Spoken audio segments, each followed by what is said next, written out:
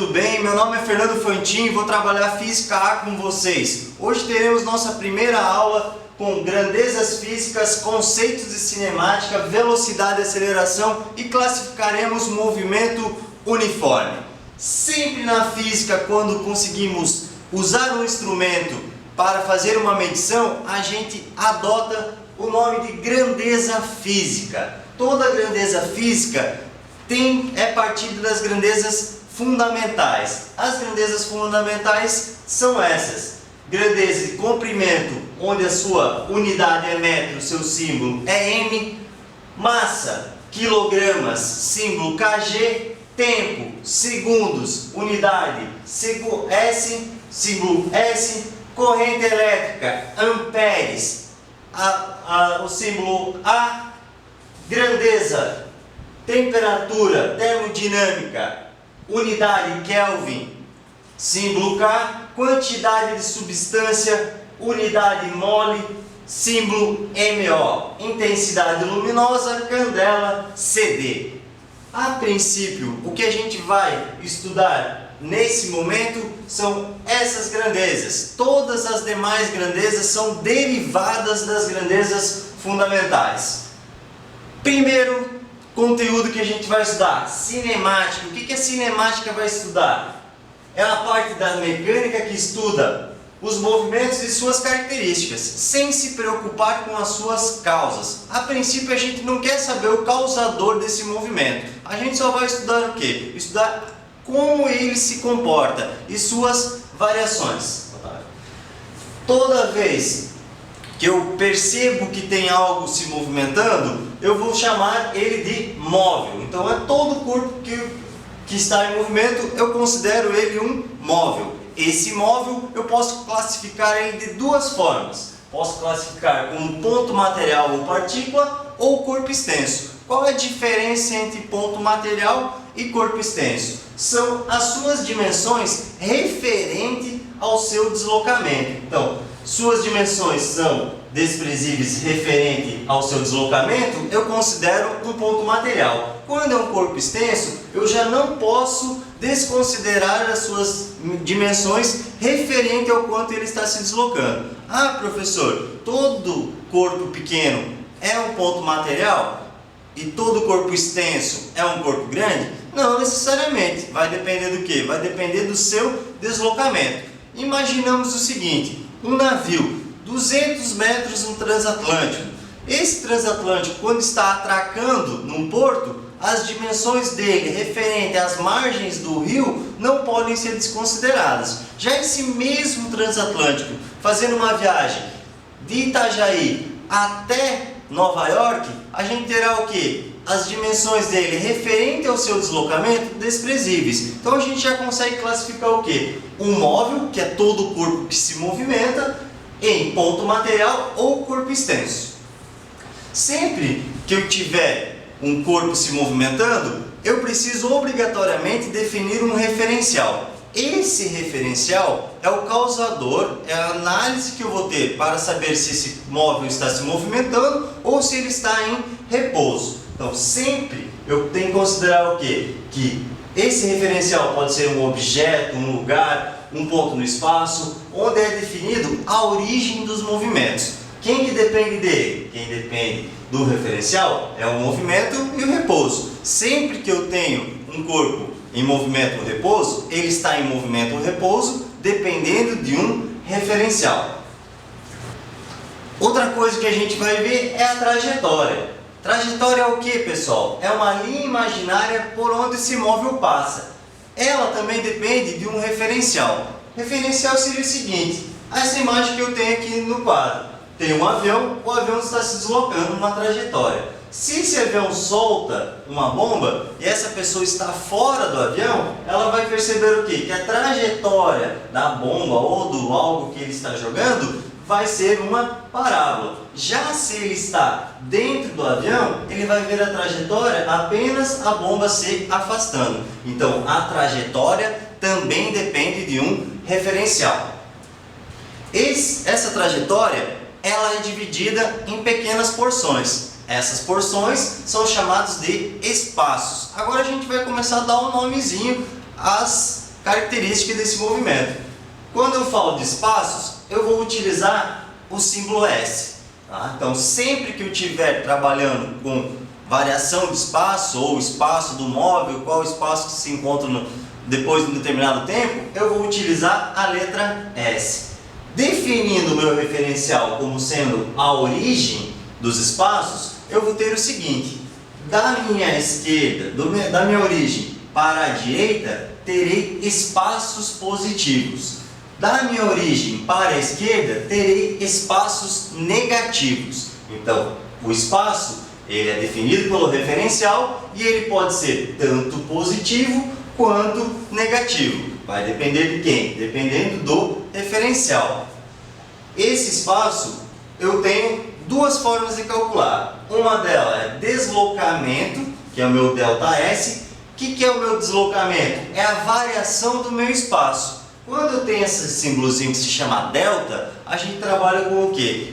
Variação do espaço. Variação do espaço. Se eu tivesse ΔT, seria variação do tempo. Variação significa o quê? Final menos inicial. Então, ΔS vai ser igual ao quê? Espaço final menos espaço inicial. Sempre que eu tenho essa situação de estar numa posição e mudar de posição, eu quiser saber o deslocamento desse móvel, eu vou fazer o quê? Pegar o espaço final, diminuir do espaço inicial.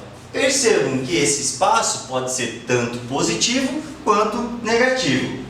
E distância percorrida. O que seria a distância percorrida? É o módulo da variação de posição de ida mais o módulo da variação de posição de volta. Então eu tenho que considerar o quê? Se eu saio dessa posição inicial, digo que é igual a 0, vou até a posição 2 e depois faço uma viagem e venho até a posição menos 2, o meu deslocamento vai ser o quê? Considero minha posição inicial igual a 0. Minha posição final eu considero igual a menos 2. Meu ΔS, o meu deslocamento, vai ser o quê? Meu deslocamento vai ser posição final menos posição inicial. Quem que é a posição final? Posição final menos 2. Quem que é a posição inicial? É 0. Meu ΔS, se for no sistema internacional, vai ser menos 2 metros. Esse é o que? É o meu deslocamento. Se eu faço a mesma situação, saio da posição 0, vou até a posição 2 e agora retorno até a posição menos 2. Qual a distância que eu percorri? A distância que eu percorri vai ser a somatória dos espaços. Então eu saio do 2, vou para a posição 1, ando 1 metro, mais 1 metro, volto mais 1 metro, volto mais 1 metro, 4 metros, 5 metros, 6 metros. Então a distância percorrida é o quantos espaços eu percorri. No meu caso, eu percorri 6 metros. Então deslocamento e distância são duas formas de fazer a medida.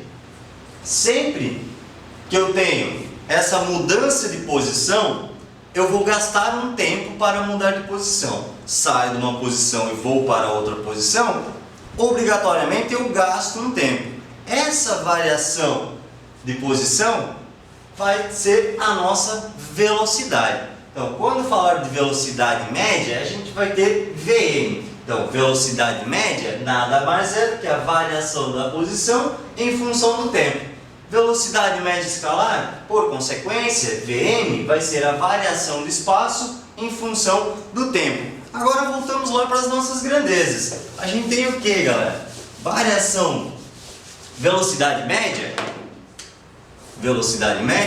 como sendo variação do espaço em função do tempo. Sistema internacional, para espaços é unidade de comprimento. A gente usa metro. Tempo é medido em segundos. Então eu sei o quê? Que velocidade média no sistema internacional, no SI, que é o sistema que trabalha com todas essas unidades fundamentais, vai ser metro por segundo, a unidade de medida de velocidade. Então, velocidade média é a variação do espaço em função do tempo. Variação do espaço, a gente sabe que é ΔS, e variação do tempo é ΔT. Então, se eu pegar essa equação e abrir ela, o que vai acontecer? Olha o que vai aparecer para mim. Velocidade média vai ser ΔS sobre ΔT. Quem que é ΔS? Posição final menos posição inicial, dividido pelo tempo final menos o tempo inicial. O que eu fiz? Eu apenas abri o meu delta. Delta não é variação? Variação do espaço dividido pela variação do tempo. A gente sabe o que então, galera? Que pelo sistema internacional vai ser metros por segundo. Outra coisa que a gente tem que perceber quando eu tenho variação de espaço é quando eu tenho variação de velocidade. Se eu tenho agora variação de velocidade em função do tempo, eu vou ter o que a gente chama de aceleração média. Então, a aceleração média vai ser a variação da velocidade em função do tempo. Nada mais é do que ΔV sobre ΔT. Quem que é ΔV? Velocidade final menos velocidade inicial dividido pelo tempo final menos o tempo inicial. Vamos ver qual a unidade de medida de aceleração? A unidade de medida de aceleração no sistema internacional vai ser o quê? Vamos lá, a aceleração média é ΔV sobre ΔT. Velocidade a gente viu agora há pouco. É medida em o quê? Medida em metros por segundo. Dividido por quê? O tempo, variação do tempo, é medida em segundos. Então, é a mesma coisa que eu dizer que é metros por segundo, dividido por segundo sobre 1. Mantenho o primeiro, inverto o segundo. Metros por segundo vezes 1 sobre segundo. Encontro o quê? Que minha aceleração média no sistema internacional vai ser medida em metros por segundo ao quadrado. Então, essa é a unidade de medida de aceleração. Uma aceleração conhecida, a gravidade. A aceleração da gravidade é 10 metros por segundo ao quadrado. O que significa 10 metros por segundo ao quadrado? A cada segundo que se passa, a velocidade está variando em 10 metros por segundo. Então, digamos, tempo igual a zero, a velocidade é zero. Passou um segundo, o móvel está a 10 metros por segundo. Passou mais um segundo, ele saiu de 10 e foi a 20 metros por segundo. E assim sucessivamente, conforme o meu módulo da minha aceleração. Quando eu não tenho aceleração e eu digo que essa minha velocidade é constante, eu posso classificar o movimento. Então, o primeiro movimento que a gente vai classificar é um movimento retilíneo uniforme, como se fosse uma linha reta. E o que é o uniforme? Qual a característica dele? A característica dele, a mais importante, é que a velocidade ela é constante. Constante diferente de zero. Se ela é constante, obrigatoriamente a aceleração é igual a zero.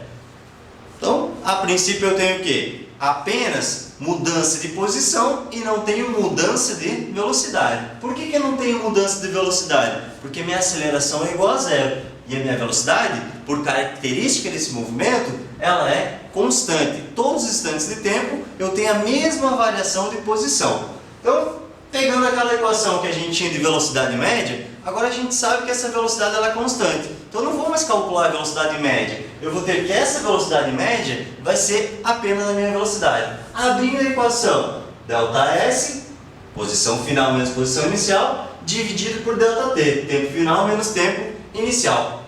Se eu considerar que o tempo inicial é igual a zero, soltei o cronômetro. Se eu soltei o cronômetro, eu posso considerar que o tempo inicial é igual a zero. Então, o tempo inicial é igual a zero, ele vai sumir. Esse tempo, vou passar multiplicando a velocidade, enquanto que vai ser velocidade vezes o tempo. O que sobrou em cima? Posição final menos posição inicial. Aí sai o que, pessoal? Sai uma equação que a gente chama de equação horária dos espaços em função do tempo.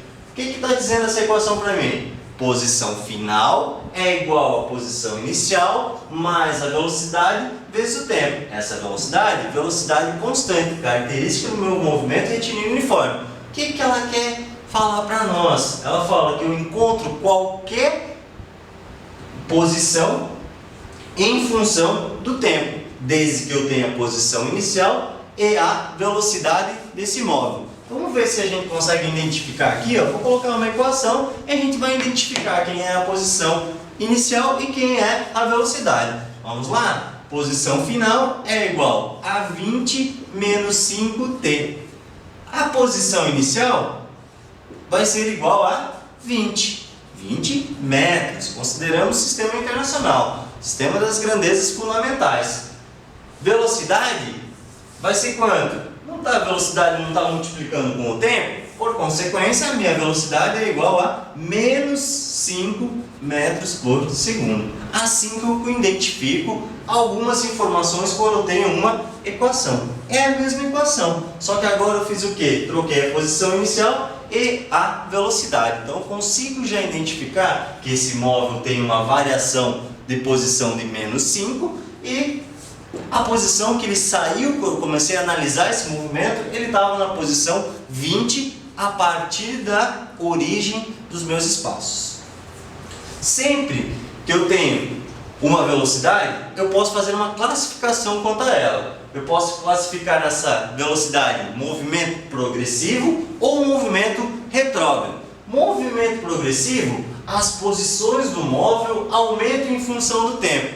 Então, traço meu referencial, minha origem dos espaços. Se eu estou variando essas posições e as posições estão aumentando, eu estou saindo de uma posição menor, indo para uma posição maior, meu ΔS por consequência vai ser maior que zero. Significa então que é um movimento progressivo, velocidade positiva. Se eu tenho um movimento retrógrado, as posições diminuem em função do tempo. Tenho minha origem, só que eu estou me aproximando dela. Então eu estou fazendo o quê? Diminuindo as minhas posições. Por consequência, meu ΔS vai ser menor que zero. Então eu consigo classificar a velocidade em movimento progressivo e movimento retrógrado. Tendo uma variação da posição em função do tempo, eu posso construir gráficos referentes a esse movimento. O primeiro gráfico que vai aparecer para nós vai ser um gráfico de posição em função do tempo, tanto para o movimento progressivo para o movimento retrógrado. Sempre que eu tenho um gráfico de posição em função do tempo, eu vou ter um gráfico da variável dependente pela variável independente, ou trabalhar com o tempo em segundos e a posição em metros. Aqui eu tenho um gráfico, como eu tenho ali, de posição em função do tempo. Se o movimento é progressivo, qual a característica desse movimento progressivo? Passa-se o tempo, as posições aumentam. Olhando graficamente, da esquerda para a direita o tempo aumenta, de baixo para cima, a partir da minha origem, eu vou ter o quê? Posições maiores que zero. Então, passa-se o tempo, o que acontece com as posições? Elas aumentam. Tem que olhar a minha equação. Minha equação é posição final igual a posição inicial mais a velocidade vezes o tempo. Essa equação é a equação do primeiro grau ou do segundo grau? Primeiro grau. Toda função do primeiro grau, a gente sabe que ela se comporta como uma reta. Então, passa-se o tempo, as posições aumentam e a velocidade é constante, eu tenho uma reta com inclinação para cima. Eu sei que a minha posição inicial é o meu coeficiente linear, é onde cruza o meu eixo Y. Então aqui é a minha posição inicial. E o meu V, que é a minha velocidade constante em todos os instantes de tempo, vai ser o meu coeficiente angular. Quanto maior a inclinação dessa reta, maior será a velocidade. Quando eu tenho isso para o meu movimento progressivo, ΔS maior que zero. Agora, para o movimento retrógrado, como é que vai se comportar esse gráfico? Eu tenho posições em metro, tempo em segundos. Passa-se o tempo, o que acontece com as posições? Elas diminuem. Então, se eu sei que é um movimento retilíneo uniforme, digamos que a posição inicial dele está nesse ponto. Vai passar o tempo, o que vai acontecer com as posições? Irão diminuir. Então eu tenho meu ΔS menor que zero. Essas são as características quando eu tenho um gráfico de posição em função do tempo. Outro gráfico que pode aparecer para nós vai ser um gráfico de velocidade em função do tempo, tanto para o movimento progressivo para o movimento retrógrado. Agora eu vou mudar as minhas coordenadas, eu vou ter o quê? Eu vou ter velocidade em metros por segundo e tempo continuo trabalhando em segundos. Então agora eu vou ter um gráfico de velocidade em metros por segundo e tempo em segundos.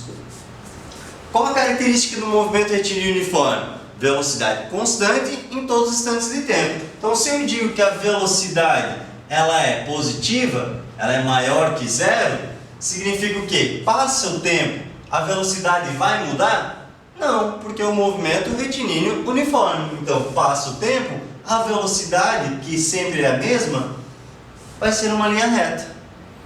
Porque a característica do movimento é essa: velocidade é constante em todos os instantes de tempo. Então, quando minha velocidade é maior que zero, ela fica para onde? Para cima do eixo X. Quando é um movimento progressivo. Quando é um movimento retrógrado, mesma situação. Velocidade em metros por segundo, tempo em segundos. Só que agora como é que vai ficar o gráfico? Vai ficar uma reta para baixo do eixo X. Então eu tenho gráfico de velocidade quando ela é maior que zero, movimento progressivo, e velocidade quando ela é menor que zero, movimento retrógrado. Característica do movimento: quando eu tenho um gráfico de velocidade em função do tempo, eu calculo a área da figura delimitada e essa área vai ser a minha variação de posição. Então sempre que eu tenho um gráfico de velocidade em função do tempo e o movimento, calculando a área dessa figura, eu vou ter a variação de posição. Então, primeira aula é essa, galera. Espero vocês até a próxima aula. Uns likes para nós e aula ao vivo. Abraço!